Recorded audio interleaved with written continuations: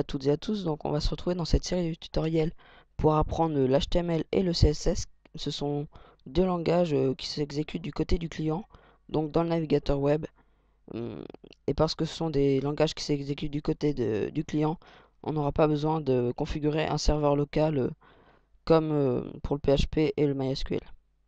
Donc on se retrouve dans cet épisode pour installer un outil, un éditeur de texte du genre de Notepad++, qu'on peut voir ici d'ailleurs, qui est gratuit et simple à utiliser. Il est en français, donc c'est parfait. Donc on se retrouve dans l'étape 1 pour le télécharger et l'installer, c'est rapide. Et dans l'étape 2, on verra un peu comment ça marche, comment on peut le configurer, le personnaliser et tout ça.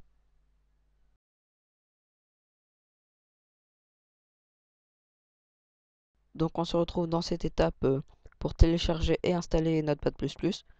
Donc vous voyez, vous vous rendez sur leur site officiel et vous cliquez sur à gauche de l'écran téléchargement.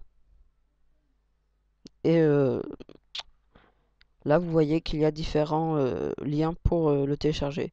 Donc si vous êtes administrateur de votre ordinateur, vous pouvez cliquer sur Notepad++ Installer. Mais sinon, si vous n'êtes pas administrateur, autant télécharger un zip package et vous pouvez ensuite l'exécuter directement dans un dossier dans vos documents par exemple. Donc voilà, donc dans cet exemple, on va cliquer sur Notepad++ Installer et on va faire enregistrer le fichier.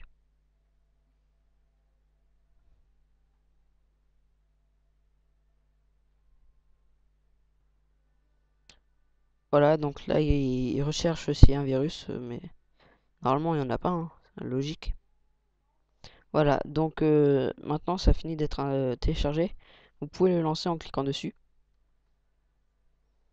Et là, pas, mais je vous mettrai une image. Vous avez une fenêtre qui vient d'apparaître et qui vous demande si vous êtes sûr de vouloir l'exécuter. Donc vous cliquez sur oui. Là, dans Please select a language, vous choisissez français. Là, vous cliquez sur suivant, j'accepte, suivant, suivant. Create shortcut on desktop, vous cochez si vous voulez un raccourci sur le bureau et vous mettez installer. Voilà, donc maintenant, on peut voir que j'ai installé Notepad++. Donc on se retrouve dans la prochaine étape pour voir comment l'utiliser.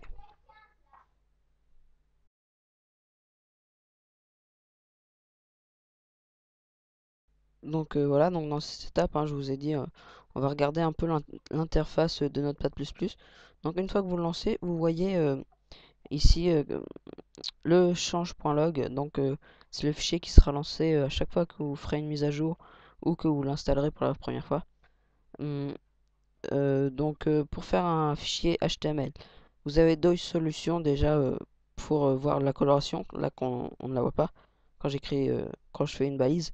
Donc soit vous allez directement dans langage HTML, soit vous enregistrez le fichier en .html comme ceci sur le bureau. Fichier.html par exemple. Et là vous verrez bien évidemment la coloration des balises. Excusez-moi. Voilà. Donc une fois que vous aurez installé ce petit logiciel, ce petit éditeur de texte, vous pourrez commencer à coder du HTML et du CSS. Donc il y a une chose encore que je dois vous montrer, c'est dans encodage.